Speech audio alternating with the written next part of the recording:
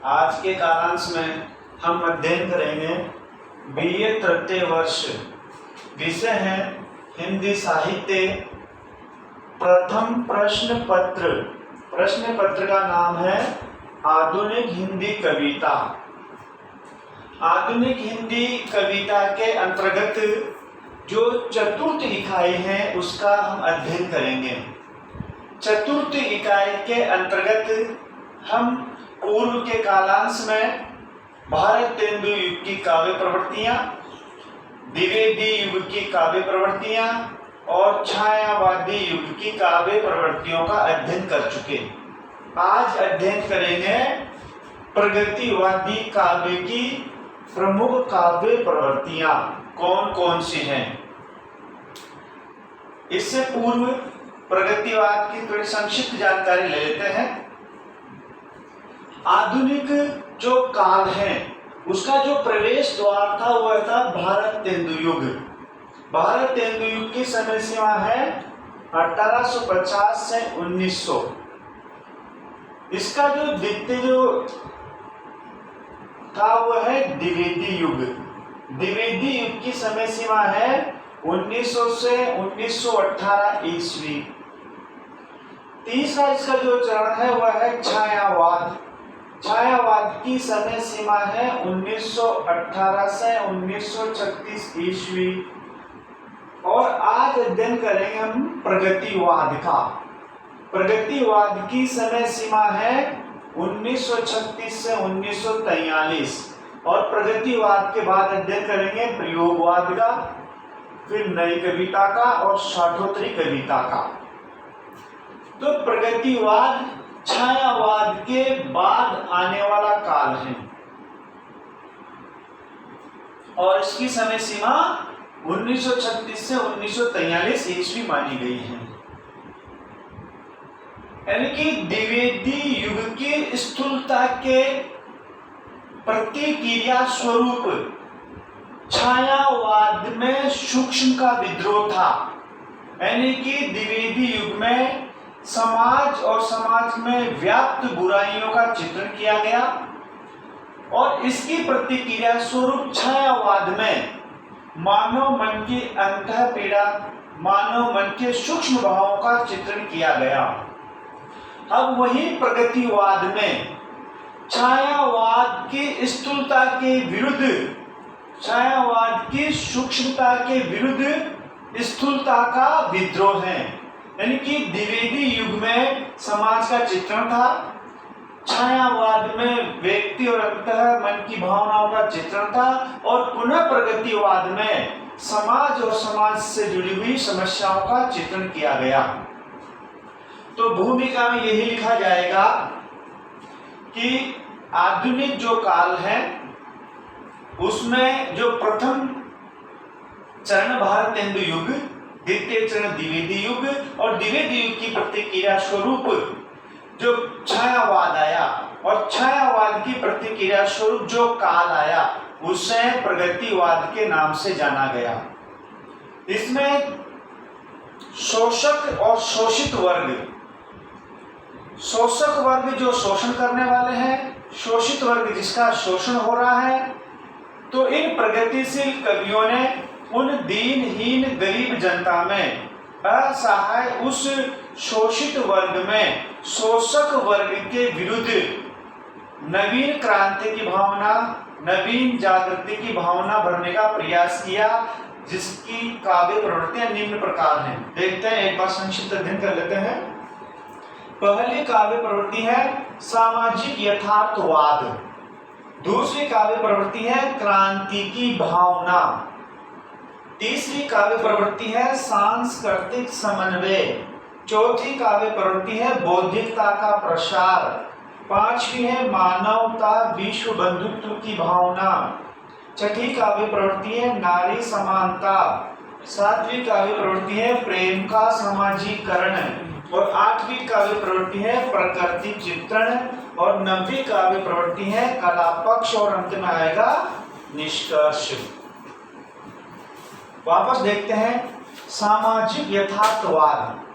प्रगतिवादी कवियों ने छायावाद की तरह कल्पना और वायवीयता का चित्रण न करके समाज की यथार्थ वस्तु स्थिति का चित्रण किया। समाज में जो गरीबी दीनहीन दशा है उसका चित्रण किया। और निराला ने कहा है, वह आता दो टूक कलेजे के करता, पछता था पथ पर आता, पेट पीठ मिलकर है एक, चल रहा लुकुटिया टेक। इसी प्रकार उनकी दूसरी कविता भी समाज का यथार्थ चित्रण करती है। वह तोड़ती पत्थर, वह तोड़ती पत्थर, देखा मैंने उसे इलाहाबाद के पथ पर। अगली प्रवृत्ति, क्रांति की भावना, यानी कि प्रगतिवादी कवियों ने दीनहीन गरीब जनता में जो शोषक वर्ग हैं उसके प्रति क्रांति, नवीन चेतना और जन जागृति जगाने का प्रयास किया। उनके हक और अधिकार छीने जा रहे थे, उनके विरुद्ध आवाज उठाने का उनमें एक जज्बा भरा। कवि ने कहा है, गा कोकिल बरसा पावक कण, नष्ट भ्रष्ट हो जीर्ण पुरातन, की जो पुरानी परंपराएं हैं वो नष्ट भ्रष्ट हो और नवीन परंपराओं का आगमन हो। इसी प्रकार से दूसरी पंक्ति है, कभी कुछ ऐसी तान सुनाओ कि उथल पुथल मच जाए, एक हिलोर इधर से आए, एक हिलोर उधर से आए, तब समाज में परिवर्तन होगा। तीसरी काव्य प्रवृत्ति है सांस्कृतिक समन्वय। हमारे राजनीतिक स्तर पर और सांस्कृतिक स्तर पर अमीर और गरीब लोगों में समन्वय स्थापित करने की बात कही है कि सभी लोगों में समानता का हक और अधिकार मिले, सभी में समन्वय स्थापित हो। इसके लिए संघर्ष करते हुए कहते हैं, मैं लड़ाई लड़ रहा हूं। इसमें मार्क्सवादी जो साम्यवादी विचारधारा है उसको अपनाने पर इन प्रगतिशील कवियों ने जोर दिया। अगली काव्य प्रवृत्ति है बौद्धिकता का प्रसार। छायावादी काव्य में हृदय पक्ष प्रबल था। वहां उन्होंने हृदय पक्ष को आधार बनाकर कविताएं लिखी और प्रगतिवादी कवियों ने बौद्धिक और विचारधारा को आधार बनाकर काव्य रचनाएं लिखी। कहा है कि 5 साल कम खाओ भैया, गम खाओ 10-15 साल, आजादी की कलियां फूटी, 5 साल में होंगे फूल। अगली काव्य प्रवृत्ति है मानवता और विश्व बंधुत्व की भावना, कि पूरे विश्व में पूरे मानवता में समान हो, सब हिल मिल कर रहें, सबको समानता का हक अधिकार मिले, कोई अमीर न हो, कोई गरीब न हो, कोई भूखा न सोए, सब में विश्व बंधुत्व की भावना भरने का उन्होंने प्रयास किया। आओ मेहनत का साथी, लिए हथौड़ा लिए दराती, इस प्रकार से इन्होंने मानवता और विश्व बंधुत्व की बात कही। अगली काव्य प्रवृत्ति नारी समानता। छायावाद युग में नारी को आदर्श देवी माँ प्राण सहचरी के रूप में अपनाया गया, लेकिन प्रगतिशील कवियों ने नारी को पुरुष के समान समानता का हक, अधिकार और स्वतंत्रता की बात कही। माता बनी दूध भर आया किंतु भरा न पापी पेट, इस प्रकार से इन्होंने नारी को समाज में समानता का हक अधिकार दिलाने की बात कही। अगला है प्रेम का सामाजिकरण। छायावाद में जो प्रेम था वह धीरे धीरे व्यक्ति के अंतःमन से धीरे धीरे वह वासना रूप में परिवर्तित होता चला गया, लेकिन प्रगतिवादी कवियों ने प्रेम का सामाजिकरण किया, सभी में सरसता हो, हिल मिलकर है, प्रेम जागृत हो, इस प्रकार की बात कही। जगत जीवन का प्रेमी बना रहा है प्यार तुम्हारा। अगली है प्रकृति चित्रण। अगली काव्य प्रवृत्ति है प्रकृति चित्रण। प्रगतिवादी कवियों ने प्रकृति का सरस और सूक्ष्म चित्रण किया। कहा इन्होंने चढ़ी पेड़ महुआ थपाथप मचाया, इन्होंने प्रकृति का भी सुंदर कोमल भावों का चित्रण किया। अगली है कला पक्ष।